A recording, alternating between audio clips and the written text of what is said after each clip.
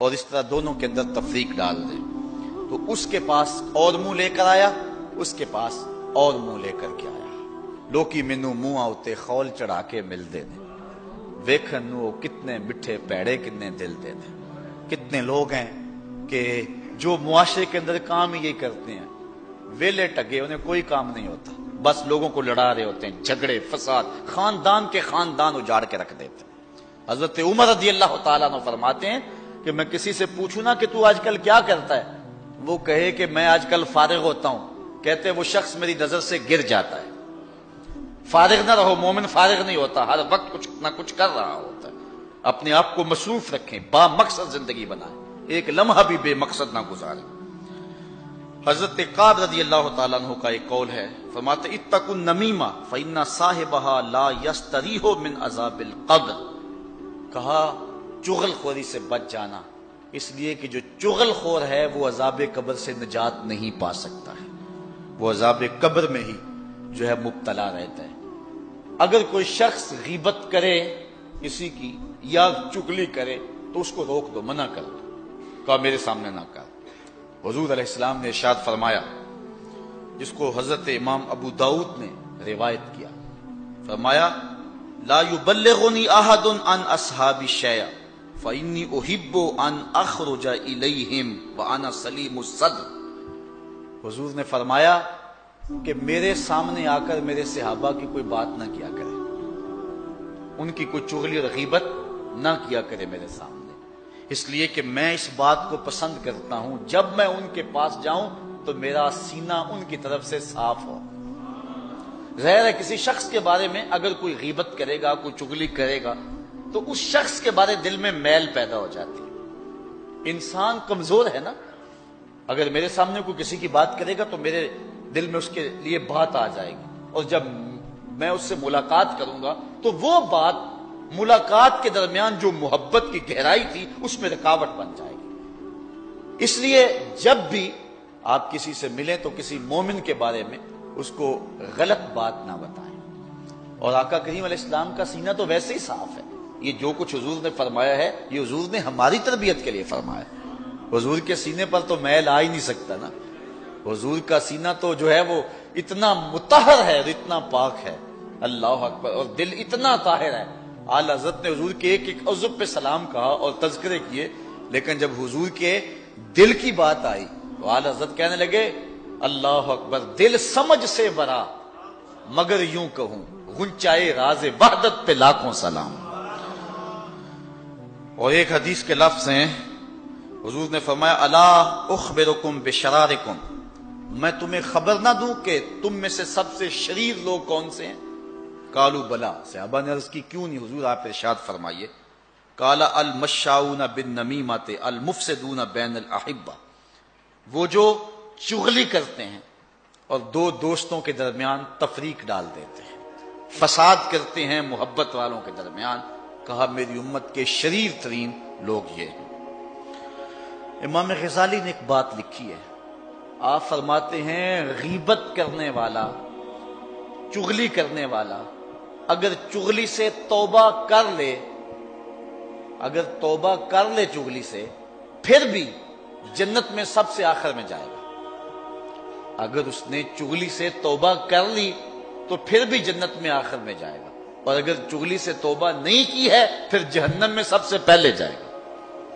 اب آپ اندازہ کر سکتے ہیں کہ یہ کتنا برا اور کتنا بڑا گناہ ہے۔ ایک حدیث میں آتا ہے کہ قیامت کے دن جب بندہ اللہ کے روبرو حاضر ہوگا تو اس کے نامہ اعمال میں کچھ بھی نہیں ہوگا، وہ دیکھے گا تو کچھ بھی نہیں، وہ کہے گا اینا صلاتی و سیامی و طاعتی، مالک میرے روزے کدھر گئے، میری نمازیں کدھر گئی، میرے نیک اعمال کدھر گئے؟ اللہ تعالیٰ ارشاد فرمائے گا ذہب اعمالک کلہ، تیری غیبتیں اور تیری چغلیاں تیرے سارے عمل کھا گئی، اب تیرے نامہ اعمال کے اندر کوئی عمل موجود نہیں ہے۔ کبائر میں سے چوتھا کبیرہ گناہ کسی پر لعنت کرنا ہے۔ کوئی کتنا بھی گناہ گار کیوں نہ ہو اس پر لعنت نہ کرو۔ حضور نبی رحمت صلی اللہ علیہ وآلہ وسلم نے ارشاد فرمایا لعن المؤمن کا قتل ہی، مومن پر لعنت کرنا ایسے ہی ہے جس طرح اس کو قتل کر دیا گیا، اتنا بڑا جرم ہے۔ اور بخاری مسلم دونوں میں روایت ہے، حضور فرمایا سباب المسلم فسوق وقتالہ کفر، مومن کو گالی دینا فسق ہے اور اس کو قتل کرنا کفر ہے۔ اور ایک روایت کے اندر ارشاد فرمایا لا ينبغي لصدیق ان یکون لعانا، کسی دوست کو یہ مناسب نہیں ہے کہ وہ دوست کو لعنت کرنے والا ہو۔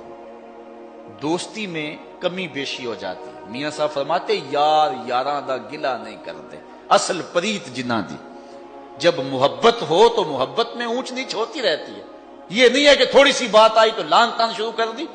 لا ينبغي لصدیق ان یکون لعانا، کسی دوست اور کسی سچے کے لیے یہ مناسب نہیں ہے کہ وہ لعان ہو، وہ لعنت کرنے والا ہو۔ اور ایک حدیث میں آتا ہے جس کو امام ابو داؤد نے اپنی صحیح میں لکھا ہے کہ جب کوئی بندہ لعنت کرتا ہے تو وہ لعنت آسمان کی طرف جاتی ہے، آسمان کے دروازے بند پاتی ہے، پھر زمین کی طرف آتی ہے، زمین کے دروازے بند پاتی ہے، پھر جس پر لعنت کی گئی ہے اس کی طرف جاتی ہے، اگر وہ اس کا اہل ہے تو لعنت اس کو پہنچتی ہے، ورنہ لعنت پھر پلٹ کے جس نے لعنت کی ہے اس پہ آ کے گرتی ہے۔ تو مت کسی پہ لعنت کریں۔ بخاری شریف کی روایت ہے، حضور کا ایک صحابی تھا، آپ جانتے ہیں کہ شراب بعد میں حرام ہوئی مدنی دور میں، پہلے بہت سارے لوگ شراب پیتے تھے چونکہ حرام نہیں تھی، اور زمانہ جاہلیت میں فخر و مباحات کے ساتھ شراب پی جاتی تھی۔ چند لوگ تھے کہ جو زمانہ جاہلیت کے اندر بھی شراب سے بچے ہیں، جس طرح حضرت علی المرتضیٰ رضی اللہ تعالیٰ عنہ، حضرت صدیق اکبر رضی اللہ تعالیٰ عنہ، حضرت عثمان غنی رضی اللہ تعالیٰ عنہ، اور کئی صحابہ ہیں۔ لیکن بہت سارے ایسے لوگ تھے کیونکہ حرمت نہیں تھی اور وہ شراب پیتے تھے، اور یہ ایک ایسی چیز ہے کہ غالب کہتا ہے کہ چھٹتی نہیں کافر منہ سے لگی ہوئی، جب حرمت آ گئی صحابہ نے مٹکے بہا دیے۔ لیکن کچھ لوگ تھے کہ جن کو اس کی عادت بہت زیادہ تھی تو ان سے تھوڑا سا مسئلہ ہوا۔ ان میں سے ایک صحابی تھا جس کا نام کچھ اور تھا لیکن لقب اس کا حمار کیا جاتا تھا، اور آقا کریم اس سے پیار کرتے تھے، اور وہ تھا ہسمکھ، حضور سے پیار کیا کرتا تھا، حضور اس سے پیار کیا کرتے تھے، اور حضور سے وہ مزاح کیا کرتا تھا اور حضور اس سے مزاح کیا کرتے تھے۔ اور جب آقا کبھی اداس ہوتے نا صحابہ اس کو ڈھونڈ کے لے آتے، اور جو ہی وہ مسجد میں داخل ہوتا حضور دیکھ کے مسکرانے لگ جاتے، بڑا پیار کرتے۔ کبھی کبھی وہ یوں کرتا کہ مدینے کی منڈی میں چلا جاتا اور جو تازہ پھل آتا نا، نیا پھل، وہ خرید لیتا، حضور کی خدمت میں پیش کرتا، حضور اس تحفے کو قبول کرتے، خود کھاتے، صحابہ کو کھلاتے، اس کو دعا دیتے۔ 2 4 5 دن کے بعد جب دوبارہ وہ منڈی میں جاتا تو جس سے پھل لیا ہوا ہوتا، اس سے ادھار لیا ہوتا، وہ پیسے مانگتا، اس کو بازو سے پکڑتا حضور کے پاس لے آتا، عرض کرتا حضور وہ پرسوں ترسوں پھل نہیں کھایا تھا، یہ اس کے پیسے مانگ رہا ہے۔ حضور فرماتے تو نے مجھے تحفہ نہیں دیا تھا؟ عرض کرتا غریب آدمی ہوں، تحفہ کیسے دے سکتا تھا، میں نے سوچا پھل نہیں آیا ہے پہلے حضور ہی کھائیں۔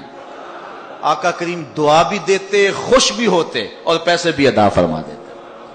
کتنے مزے لوٹتا تھا، ایک مرتبہ پھل کھلا کے، وہ بھی مفت کھلا کے، 2 مرتبہ دعا لے جاتا، اور آقا خوش ہو جاتے، اور آقا کریم جو ہے وہ اس کو دیکھ کے خوش ہوتے۔ بخاری شریف کے اندر روایت ہے کہ اس نے شراب پی لی، آقا کریم کو پتہ چلا، بلایا اور اس کے اوپر شراب کی حد نافذ کروائی، اس کو جو ہے وہ 100 کوڑے مروائے۔ کچھ عرصہ گزرا تو پھر دوبارہ اس سے یہی فعل سرزد ہو گیا، چونکہ گٹی میں رچی بسی تھی، پھر دوبارہ اس نے شراب پی لی۔ تو حضور علیہ السلام کو پتہ چلا، بلایا اور پھر فرمایا نے کوڑے مارو، 100 کوڑے پھر اس کو مارے جانے لگے۔ جب ان کو کوڑے مارے جا رہے تھے، کسی صحابی کی زبان سے نکلا، اللہ اس پہ لعنت کرے، اللہ کے رسول اس سے اتنا پیار کرتے ہیں اور یہ بار بار یہ شراب پیتا ہے۔ حضور نے فرمایا خبردار، اگر اس نے شراب پی ہے تو میں کوڑے نہیں مروا رہا، خبردار اس پہ لعنت کی، اس لیے کہ یہ اللہ اور اس کے رسول سے پیار کرتا ہے۔ حضور علیہ السلام سفر پہ جا رہے تھے، ایک خاتون اونٹ پہ تھی، تو اس نے اونٹ کو ہانکا اور کہا جلدی چل تیرے پہ لعنت ہو۔ تو آقا کریم نے صحابہ کو فرمایا خذوا ما علیہا ودعوہا فانہا ملعونہ، کہا اس کا سامان اتار لو اور اس کو بھی اتار لو، یہ ایسے اونٹ پہ کیوں بیٹھی ہے جو لانتی ہے؟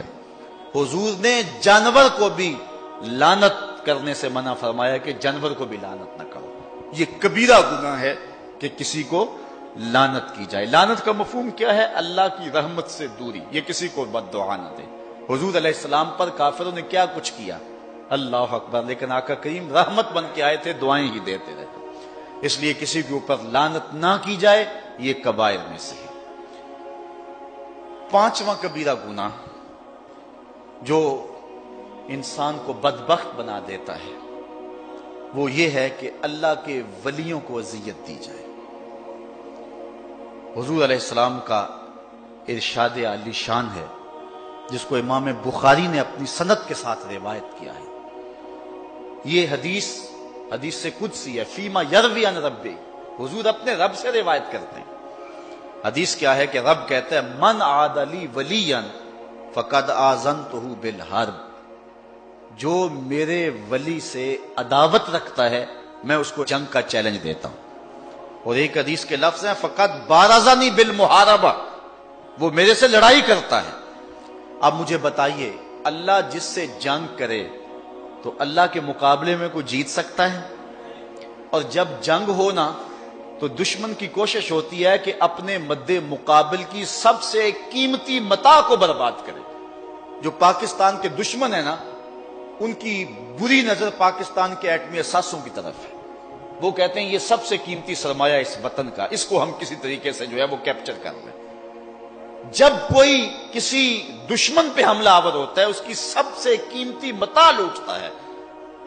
جو ولی سے دشمنی رکھے، اللہ کہتا ہے میری اس سے جنگ ہے، تو اللہ جس سے جنگ کرے گا سب سے قیمتی متاع برباد کرے گا نا، تو سب سے قیمتی متاع ایمان ہے۔ جو ولی کا دشمن ہوگا ایمان سلامت نہیں رہے گا، اللہ ایمان اس کا برباد کر دے گا جو ولی سے دعوت رکھے گا۔ اللہ اکبر۔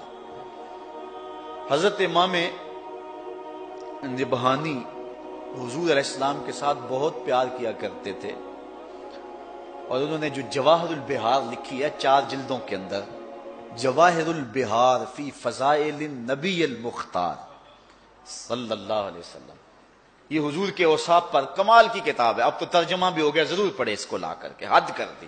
جواہر البحار کا معنی ہے سمندروں کے موتی، کہاں کہاں سے موتی تلاش کیے ہیں اور حضور کی عظمت میں جمع کیے انہوں نے۔ جب یہ کتاب لکھی امام نبہانی نے، تو اس کتاب کے لکھنے کے صلے میں امام نبہانی کو اللہ کے محبوب نے عالم بیداری میں اپنی زیارت نصیب فرمائی۔ اس کتاب کی قدر و منزلت کا آپ اندازہ کریں۔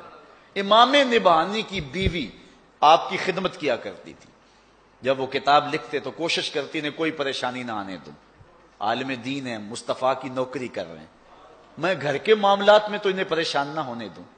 امام نبہانی کی بیوی نے یہ اہتمام کیا کہ میں خادم دین کی نوکری کروں گی۔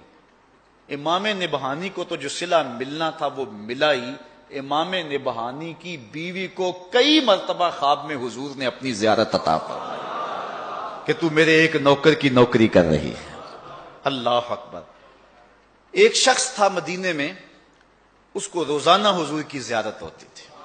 ایسے لوگ ہیں، حضرت ابو العباس المرسی فرماتے ہیں، آپ فرماتے ہیں کہ اگر آنکھ جھپکنے کی مدت بھی حضور میری نظروں سے اوجھل رہیں، ما عادت لی مسلمہ، میں اس گھڑی اپنے